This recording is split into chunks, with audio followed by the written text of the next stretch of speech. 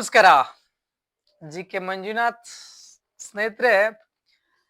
ಆ ಎಲ್ರಿಗೂ ಪಿ.ಎಂ.ಟಿ.ವಿ ಕರ್ನಾಟಕಕ್ಕೆ ಹೃತ್ಪೂರ್ವಕವಾದ ಅಭಿನಂದನೆಗಳನ್ನ ಮತ್ತು ಸ್ವಾಗತವನ್ನ ಕೋರುತ್ತೇನೆ. ಸ್ನೇಹಿತರೆ, ನಾವು ಇವತ್ತು ಒಂದು ವಿಶೇಷವಾದ ಚರ್ಚೆ ಮತ್ತು ವಿಶೇಷವಾದ ಸುದ್ದಿಯನ್ನ ಪ್ರಸಾರ ಮಾಡ್ತಾ ಇದ್ದೀವಿ.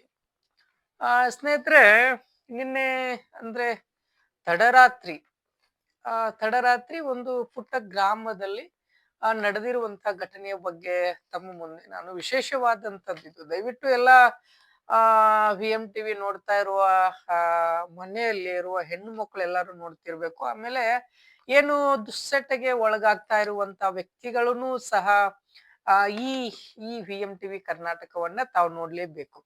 ಸ್ನೇಹಿತರೆ, ವಿ.ಎಂ.ಟಿ.ವಿ ಕರ್ನಾಟಕವನ್ನ ತಾವೆಲ್ಲರೂ ಬಹಳ ಬೆಂಬಲಿಸ್ತಾ ಇದ್ರಿ, ವಿಶೇಷವಾದ ಸುದ್ದಿಯನ್ನ ಪ್ರಸಾರ ಮಾಡ್ತಾ ಇದ್ರಿ ಅಂತ ಹೇಳ್ತಾ ಇದ್ರಿ.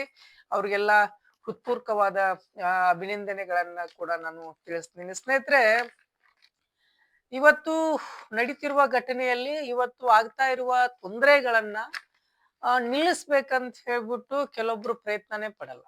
ದೊಡ್ಡ ದೊಡ್ಡ ವ್ಯಕ್ತಿಗಳಾಗ್ಲಿ ಅಥವಾ ದೊಡ್ಡ ದೊಡ್ಡ ಮಹಾನ್ ವ್ಯಕ್ತಿಗಳಾಗ್ಲಿ, ರಾಜಕಾರಣಿಗಳೇ ಆಗ್ಲಿ ಅಥವಾ ಏನು ಗೌರ್ಮೆಂಟ್ ಇಲಾಖೆಯಲ್ಲಿ ಕಾರ್ಯನಿರ್ವಹಿಸ್ತಾ ಇರುವಂತ ವ್ಯಕ್ತಿಗಳಾಗ್ಲಿ, ಅವ್ರಿಗೆ ಜವಾಬ್ದಾರಿಗಳು ಇದ್ರೂ ಸಹ ಅವ್ರಿಗೆ ಜವಾಬ್ದಾರಿಗಳು ಇದ್ರೂ ಸಹ ಅವರು ಆ ಕಾರ್ಯಗಳನ್ನ ಮಾಡ್ತಿರಲ್ಲ.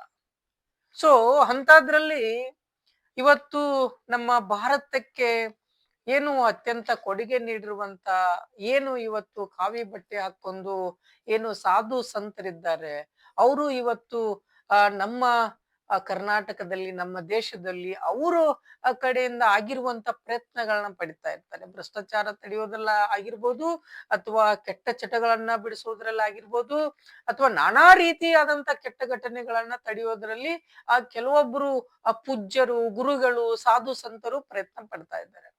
ಸೊ ಅಂತದ್ರಲ್ಲಿ ಸ್ನೇಹಿತರೆ, ಬಾಗಲಕೋಟೆ ಜಿಲ್ಲೆ ಜಮಖಂಡಿ ತಾಲೂಕಿನಲ್ಲಿ ನಿನ್ನೆ ಹಿರೇಜಂಬಿಗಿ ಅಂದ್ರೆ ಬಿ.ಕೆ. ಜಂಬಿಗಿ ಅಂತ ಕರೆಯುವಂತ ಒಂದು ಗ್ರಾಮದಲ್ಲಿ ಒಬ್ರು ಪೂಜ್ಯರು ಇದ್ರಲ್ಲಿ. ಅಪೂಜ್ಯರು ಆನಂದ ದೇವರು ಅಂತ ಹೇಳಿ, ಅಪೂಜ್ಯರು ಯಾರು ಹೇಳಿ? ಆನಂದ ದೇವ್ರ ಅಂತ ಹೇಳ್ಬಿಟ್ಟು ಅಪೂಜ್ಯರು ಈಗಾಗಲೇ ಹಲವಾರು ಅವ್ರ ಬಗ್ಗೆ ತಮ್ಗೆ ಗೊತ್ತಿರುತ್ತೆ, ವಿಷಯಗಳು ಗೊತ್ತಿರುತ್ತೆ, ಅವ್ರ ಉದ್ದೇಶಗಳು ಗೊತ್ತಿರುತ್ತೆ, ಅವ್ರು ಏನ್ ಮಾಡ್ತಾ ಇದಾರೆ ಅಂತ ಗೊತ್ತಿರುತ್ತೆ. ಇನ್ನು ಕಿರಿಯ ವಯಸ್ಸಾದರೂ ಸಹ ಇವತ್ತಿನ ಏನು ಮಹಾನ್ ಪೂಜ್ಯರಿಗೆ ಇರುವಂತ ಯೋಚನೆಗಳು ಕೂಡ ಅವರಲ್ಲಿ ಆ ಭಾವನೆಗಳಿದೆ. ಆ ಕುರಿತಾಗಿ ನಿನ್ನೆ ಒಂದು ವಿಶೇಷವಾದ ಘಟನೆಯ ಬಗ್ಗೆ ತಮ್ಮ ಮುಂದೆ ನಾನು ವ್ಯಕ್ತಪಡಿಸಕ್ಕೆ ಬರ್ತೀನಿ. ಪಕ್ಕದಲ್ಲಿ ಬರ್ತಾ ಇದೆ, ತಾವು ನೋಡ್ತಾ ಇರ್ಬೋದು ಏನ್ ಘಟನೆ ಅಂತ.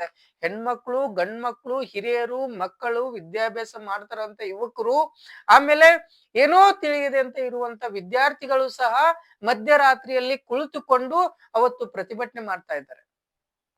ದಾರಿಯನ್ನ ನಿಲ್ಲಿಸಿದ್ದಾರೆ, ವಾಹನಗಳು ಹೋಗ್ತಾ ಇಲ್ಲ. ಕಾರಣ ಇಷ್ಟೇ ಸ್ನೇಹಿತರೆ, ಆ ಪೂಜ್ಯರು ಅಲ್ಲಿ ಕುಳಿತು ಇದು ನಿಲ್ಲಬೇಕು, ಭ್ರಷ್ಟಾಚಾರ ನಿಲ್ಲಬೇಕು, ಜೊತೆಗೆ ಧೂಮಪಾನ ನಿಲ್ಲಬೇಕು, ಮದ್ಯಪಾನ ನಿಲ್ಲಬೇಕು, ಸಾರಾಯಿ ಬಂದ್ ಆಗ್ಬೇಕಂತ ಹೇಳ್ಬಿಟ್ಟು ತಡರಾತ್ರಿಯಲ್ಲಿ ಆ ರಸ್ತೆಯಲ್ಲಿ ಕುತ್ಕೊಂಡು ಅವತ್ತು ಅಂತ ಚಳಿಯಲ್ಲಿ ಎಲ್ಲಾರು ಹೋಗಿ ರಗ್ಗು ಸ್ವೆಟ್ರು ಹಚ್ಕೊಂಡು ನಾನು ಆರಾಮಾಗಿ ಮನೆಯಲ್ಲಿ ಮುಳ್ಕೋಬೇಕು ಅಂತಿರ್ತಾರೆ.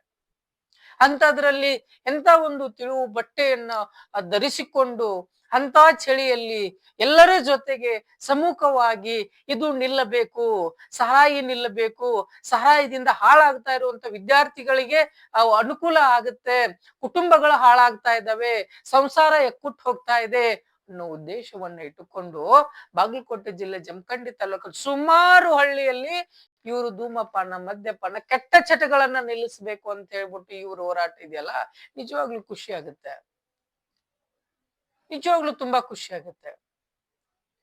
ಸೊ ನಿನ್ನೆ ಬಹಳ ಒಂದು ನಮ್ಮ ರಿಪೋರ್ಟರ್ ಅಲ್ಲಿ ಹೋಗಿ ಗಮನಿಸಿದಾಗ ಅಲ್ಲಿ ಒಬ್ಬ ವಿದ್ಯಾರ್ಥಿನಿ ಕಣ್ಣಲ್ಲಿ ನೀರ್ ಬರ್ತಾ ಇತ್ತಂತೆ. ಏನ್ ಹೇಳಿ, ಆ ವಿದ್ಯಾರ್ಥಿ ಕಣ್ಣಲ್ಲಿ ನೀರ್ ಬರ್ತಾ ಇತ್ತಂತೆ. ಸೊ ಇವತ್ತು ಕೆಲವೊಂದು ಮಠಗಳನ್ನ ನಾವು ಅಬ್ಸರ್ವ್ ಮಾಡಿದಾಗ ನನ್ ಮಠಕ್ಕೆ ಸಿಎಂ ಬಂದ, ನನ್ ಮಠಕ್ಕೆ MLA ಬಂದ, ನನ್ ಮಠಕ್ಕೆ ದೊಡ್ಡ ರಾಜಕಾರಣಿ ಬಂದ, ನನ್ ಮಠಕ್ಕೆ ಚೀಫ್ ಮಿನಿಸ್ಟರ್ ಬಂದ, ನನ್ ಮಠಕ್ಕೆ ರಾಷ್ಟ್ರಪತಿ ಬಂದ ಅನ್ನೋ ಈ ಈ ಒಂದು ಪ್ರೆಸ್ಟೇಜ್ ಅಲ್ಲೇನೆ ಹೋಗ್ತಾ ಇರತ್ತೆ ಕೆಲವೊಬ್ರು ಗುರುಗಳೆಲ್ಲ. ಏನ್ ಅವ್ರು ಬರ್ಬೇಕಾದ್ರೆ ಎಸ್ಕಾರ್ಟು ಕಾರ್ ಇರುತ್ತೆ, ಇರ್ಲಿ ಅವ್ರವ್ರು ಇಚ್ಛೆ. ಆದ್ರೆ ಇಂತ ಒಂದು ಒಬ್ಬ ಆನಂದ ದೇವ್ರು ಅಂತ ಒಬ್ಬ ಗುರುಗಳು ಸಿಗ್ತಾರೆ, ಅದು ಕಿರಿಯ ವಯಸ್ಸಿನಲ್ಲಿ ಈ ಗುರುಗಳು ಸಿಗ್ತಾರೆ ಅಂದ್ರೆ ಬಹಳ ಒಂದು ಖುಷಿ ಆಗುತ್ತೆ.